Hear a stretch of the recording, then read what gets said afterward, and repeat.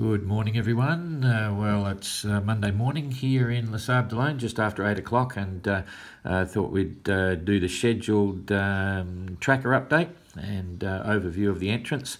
So this is positions about 2 hours ago. Around about 2 hours ago. Jean-Luc, this is Jean-Luc right here. He managed to get through those two short gales during the weekend, and now he's just got a consistent, strong westerly airflow.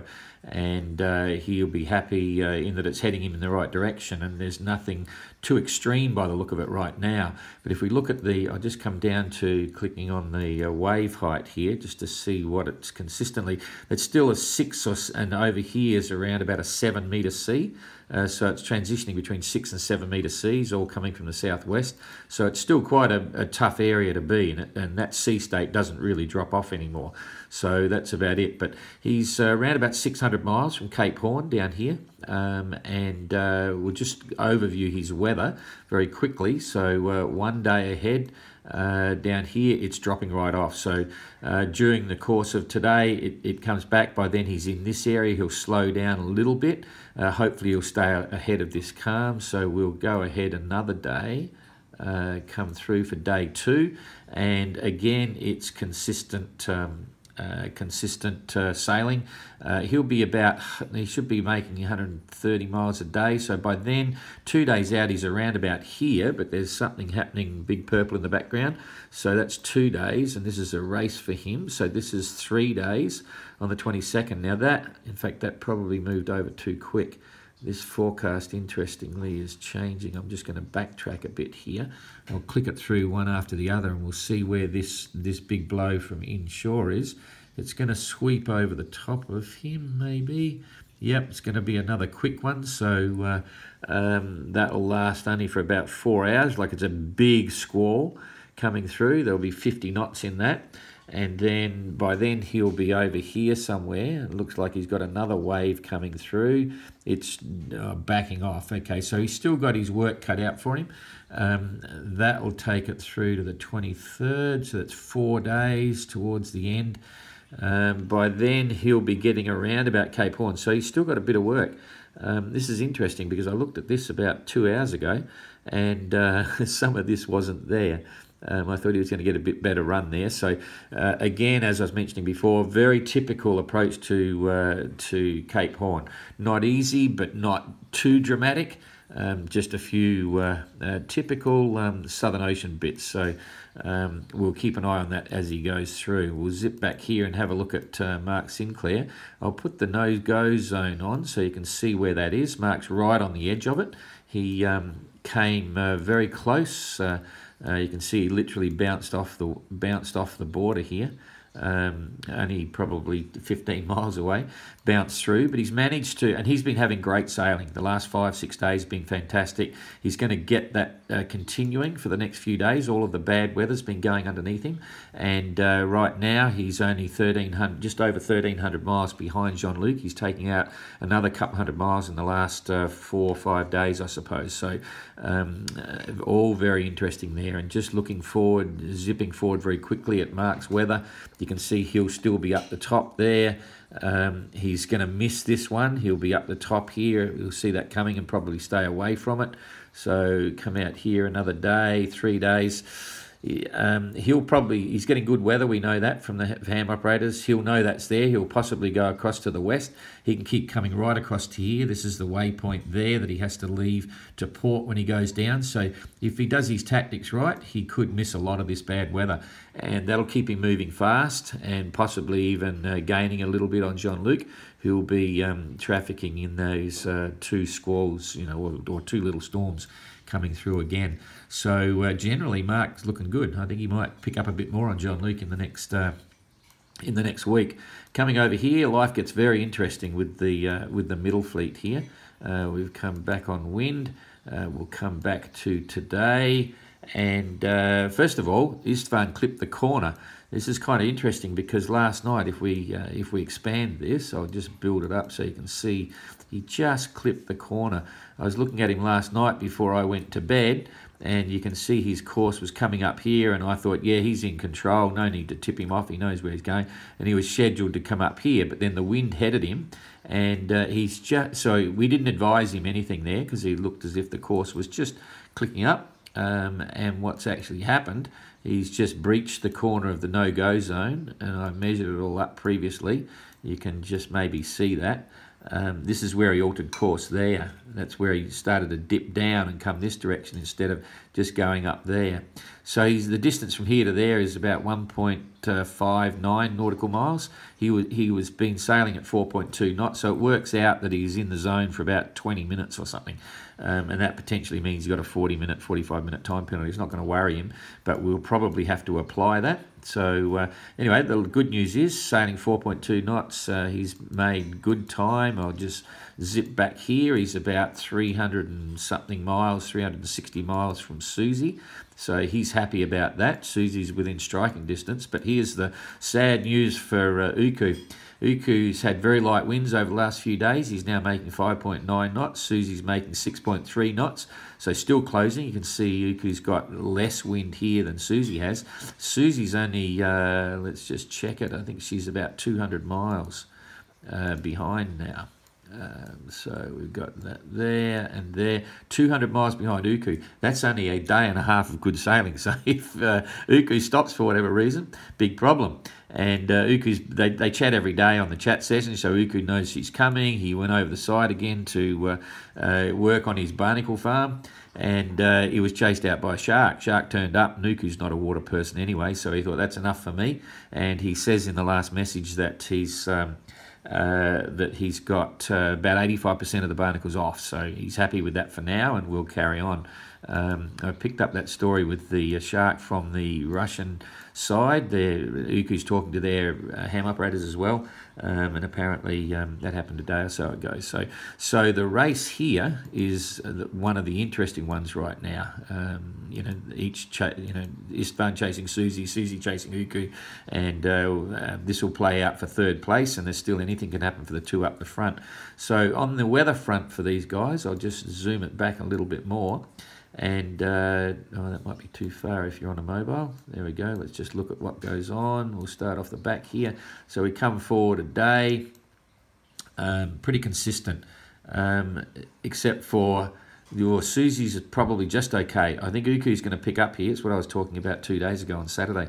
Uku's got a southerly, so that won't affect him. It's on the beam. He's gone. Susie's going to come into a southeasterly, so she's going to slow up. So Uku might pull away again.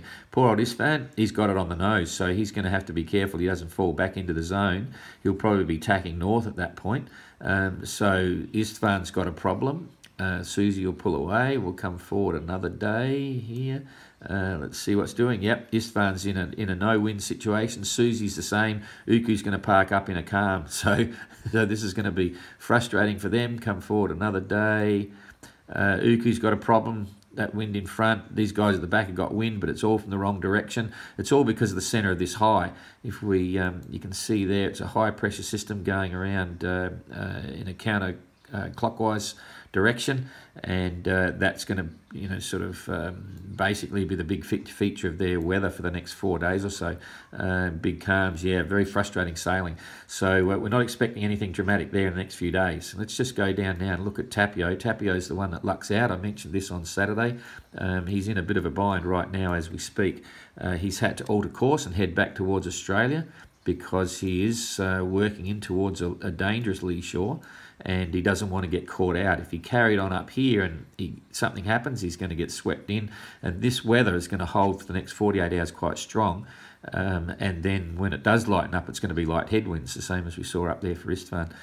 So right now he's turned around, he's heading west, to try and not get hooked up. If we go over to the actual Navionics chart here, just to show you some other hazards that he's got, if we just push this up this way, right now there's some rocks here. They're about 16 miles away. He's currently about 30 odd miles from Southwest Cape, yeah, it's not a nice position to be in. He'd much rather be heading northeast and up around entering the Pacific, but so be it. I'll now just come back to get the wind up here and just show you what's happening. So that might be a little bit too big. I'll zoom it back one more. Okay, so we come forward. This is all happening pretty quick. That's about just a few hours. You can still see a strong southeasterly airflow. If the only way he could make progress on the other tack would be heading in towards the coast of New Zealand. He doesn't want to do that. It's only 40 odd miles away. And so this is 24 hours out. You can see it's increasing in strength. Again, not a good position, so he's taken the safe option. If we go through another day, so by the 21st, this is 2 days out, it starts to back off very quickly. And with these light winds, this looks okay. You can turn around and go on a beam reach, but then very quickly, if we just zoom down here, you'll see what happens shortly after that. It starts to become light headwinds, and that holds again for another day. So he's got a whole band of light headwinds. At least he'll be making progress and won't be heading back to Australia. So there's the 22nd, then we go through to the 23rd, same thing. This is exactly where he wants to go, that way, and it's all headwinds. This is 5 days out now. There we go, 5 days out. It's starting to slacken off. You might be able to head north, but it's all light stuff. So, yep, he'll be gone out of this zone by then. He'll be up here sending us very interesting tweets about how frustrated he is with the weather. Because remember, this is now 6 days away. Even up here, he's just got headwinds all the way. And that, yeah, so poor old Tapio. Not a good look. Anyway, that's it there. We'll go back and check out where Suhaili is and what's going on here with the two tail enders of the fleet. Suhaili's making a brilliant run towards Port Melbourne here. She's going to come through, hook up at Port Melbourne in Port Phillip Bay here, pass some letters over to the pilot boat, and then Sir Robin will carry on through Bass Strait and on his way to Dunedin in New Zealand. And he's about 1,100 miles in front of Mark Sinclair right now. So Mark Sinclair, hip hip hooray, finally under Cape Leeuwin down here. So that's a good thing for Mark. He'll be happy about that, to be under Cape Leeuwin and heading towards Hobart at reasonable speed right now. He's making 3.2 knots. So a nice breeze in the southwest. The sun will be shining probably in a 3 metre seas, typical Southern Ocean stuff. So that's kind of good. And Igor's falling into a hole, which is not so happy for him. So not much wind, 1.6 knots. He rang us, made a safety call on the sat phone yesterday, describing to us as best he could what's going on under the boat. And he has a huge barnacle farm. He says some of them are like 3 inches. They've got flowers on them. And by the sound of it, it sounds the most dramatic for all the boats. He says it's all over the hull. He says it's slowing him at least 2 knots or more, and it's a real problem. So he's now discussing with his support crew back in Russia about the idea of stopping in Hobart, maybe for up to a week, to slip the boat, get rid of the barnacles, and also check on his forestay. Igor's monitoring the forestay. He's made a temporary repair. He's not sure whether it's good enough to get to Cape Horn. So it's a case of no decisions have been made yet. He's got to get to Hobart first, and it's going to be a long, slow road for him with all those barnacles. So we'll see what evolves. Moving the weather forward a day, basically Igor's got trouble with this big centre of the high again coming up. Mark's still sailing over to the 21st, day 2. Mark's going to be okay, but very frustrating light stuff. There's holes everywhere. Igor will keep moving. So the good news is, if we look forward on this, there's no storms, and it's all pretty cool. So yeah, that's a nice breeze for Igor back there.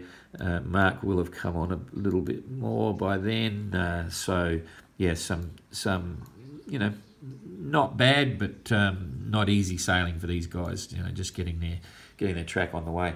So that's about it. I'll leave it at that, and we'll catch up again tomorrow, and we'll see you then. Before I do, I'll see what happens here. See the sun coming up? Oh, can you see that out the window?